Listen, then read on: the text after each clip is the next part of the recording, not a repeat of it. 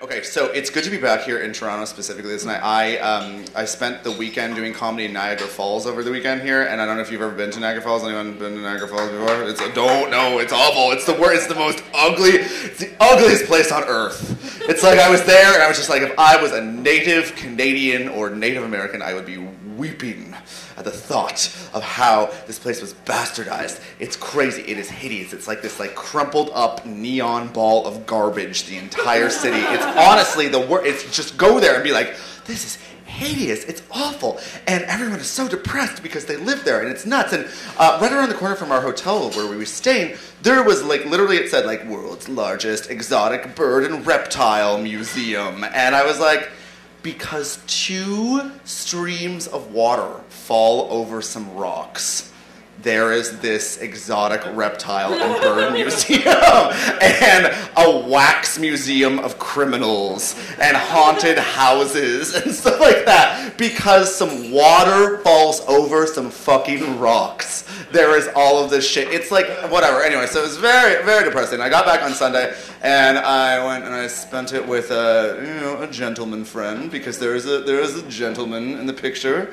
We happened to, a little TMI. We spent all day in bed together, which, sorry. I feel like when I say something like that, it's like I sound like a horny aunt or something who's like, spent all day in bed together, Brendan. Too much information for your aunt. Yeah, it's like, whatever. Anyway, so what we did, and the only time that we did get out of bed, I feel the need to, this is the pertinent part, was to order pizza. We got a pizza, and the woman on the other end of the pizza call center hotline, I feel, was a former laid off travel agent.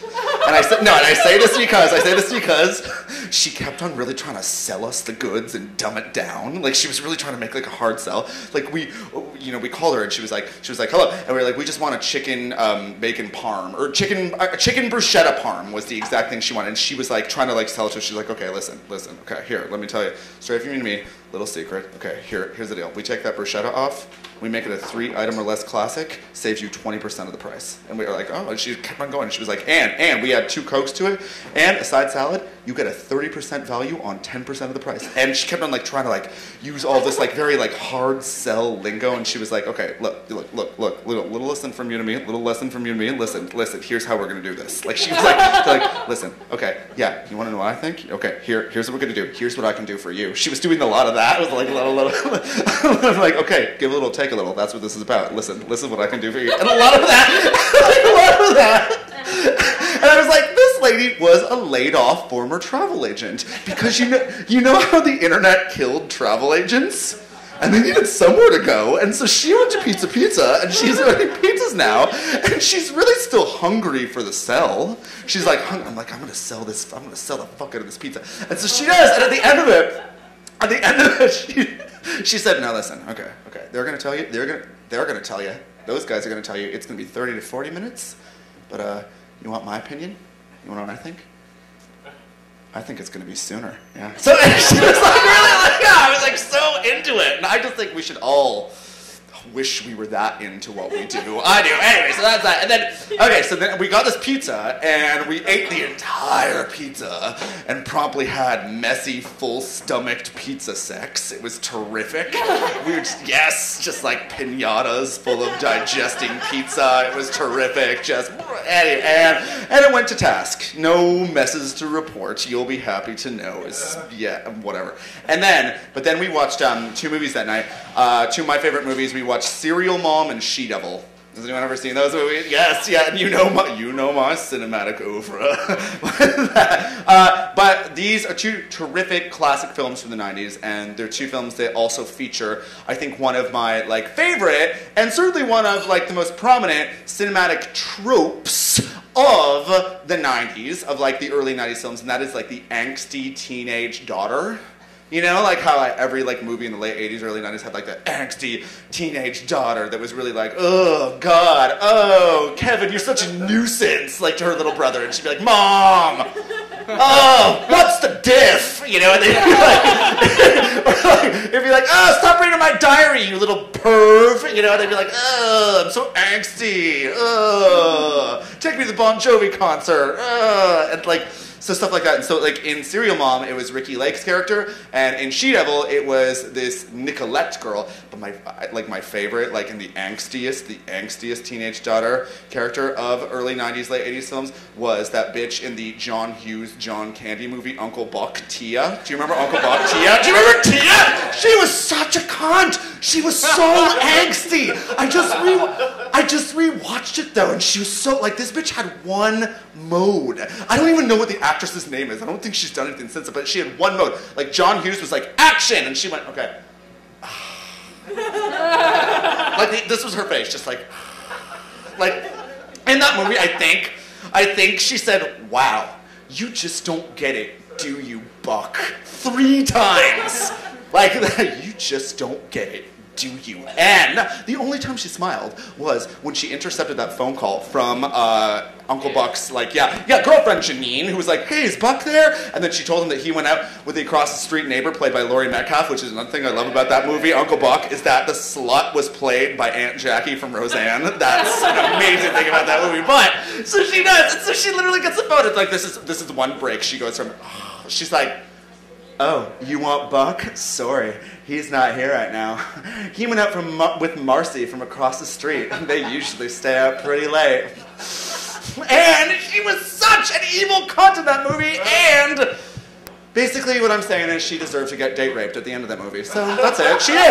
She deserved it. But it didn't happen to her. It happened to someone else. You were led up. Spoiler alert! Sorry, anyway, so, okay, I'm quite a cinephile, as you can tell. Like, quite a cinephile. Like, in fact, they're making a movie based on my love life called Must Love Dogs.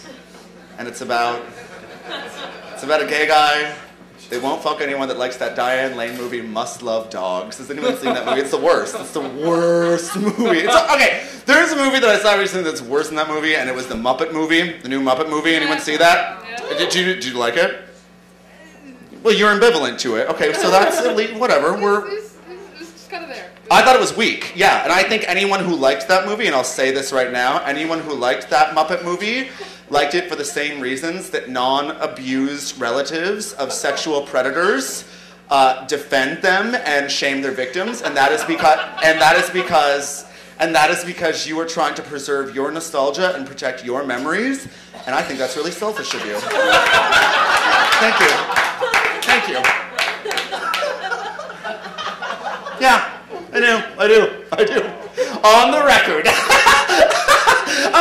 Okay. What was worse than that Muppet movie was the previews that followed up to it. I went to go and see this in fucking theaters, and it was very clear to me, abundantly clear, that I was watching a children's movie because the previews for this were for children's movie. There was one preview for this new live-action Snow White starring Julia Roberts as the evil queen. And if you would like to know how Julia Roberts plays a cartoon villain, it's the same way Julia Roberts plays anything. And that is a toothy, adorkable ingenue who has just too much charm for her own good. Like, she didn't even like lower her voice to be like, I'm the evil queen, Julia Roberts. She was just like, literally, like, it was like the fucking, like, sequel, might as well a sequel to Notting Hill or something like that. Just her in a dress and peacock feathers. She comes out, she's like, I'm feeling very happily ever after tonight. And she does that like toothy, like Julia Roberts smile, you know, that. And anyway, awful, won't be seeing it. Another movie that they had a preview for that was this movie starring Drew Barrymore, fucking speaking of leftover nuclear waste from the 90s. And it was about Drew Barrymore playing a scientist. Yeah, right, yeah. Oh, totally, yeah, absolutely, yeah. Who saves this family of whales trapped under a glacier in Alaska or some shit? And this is all you need to know about this movie. This is like a scene that they showed in the preview, Drew Barrymore about whales, saying, we have to save these whales. Whales are exactly like us, and I love them. And that's it. No, won't be seeing it. Won't be seeing that. And then the other other one was the fucking sequel to Chipmunks 2 Chipwrecked, which is about the chipmunks CGI-edly getting stranded on a desert isle. And I was watching this, and it occurs to me, the formula for children's movies these days, like nowadays, is just referencing other movies. For like an hour and a half. In this trailer, like, literally, in like the first 5 seconds, they made like a Lord of the Flies reference. Fair enough, whatever, fine. I can take one of that, but then make your own content, right? But they didn't. Then there was like a Nacho Libre reference.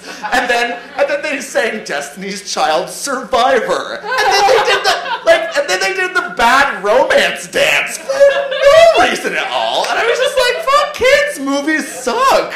Like, they really suck these days, and I just wish I could say to the children today it gets better, but it does not. It does not get better. It gets far more worse. Okay, while I'm on, like, sort of an impression roll before I bring out our first guest, recently, and I don't want to, like, talk about, like, the biz too much, but, like, I recently auditioned for a remake of a show from the 90s, a sketch show that they're remaking that we will call In Dying Black and White, maybe. No, okay, it's called In Living Color. I'm gonna finish this stuff because I need to.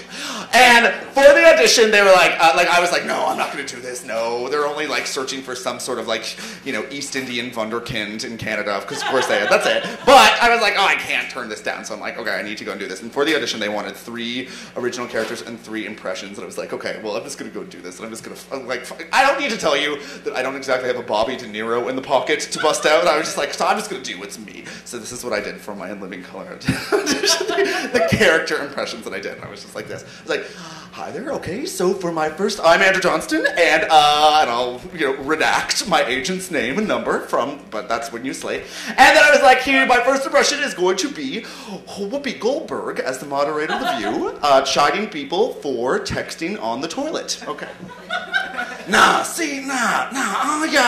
Who are texting when you on the can. See, when I'm on the can, I ain't thinking people do boo text. I'm thinking this. I was like, oh, sorry. I should correct that. That is my impression of Whoopi Goldberg's impression of herself defecating. All right, next up. This is my impression of actor, writer, director Penny Marshall providing the DVD commentary on the bonus features of the special edition DVD of A League of Their Own. Hi, this is the director, Penny Marshall. I wanted to make a movie about women's baseball. I needed a dancer, so I had to cast Madonna.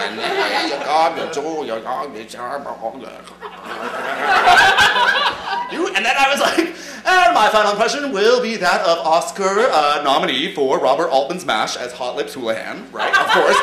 Sally Kellerman doing the voiceover for the Hidden Valley Ranch salad dressing commercials. Deep in the Hidden Valley comes a fabulous new flavor from the Hidden Valley Ranch. Honey mustard salad dressing. Tangy mustard and sweet honey together form a pool of flavor only from the Hidden Valley Ranch. And these fuckers were like, why are you defiantly wasting our time? And I was like, suck my dick, all right, are you ready for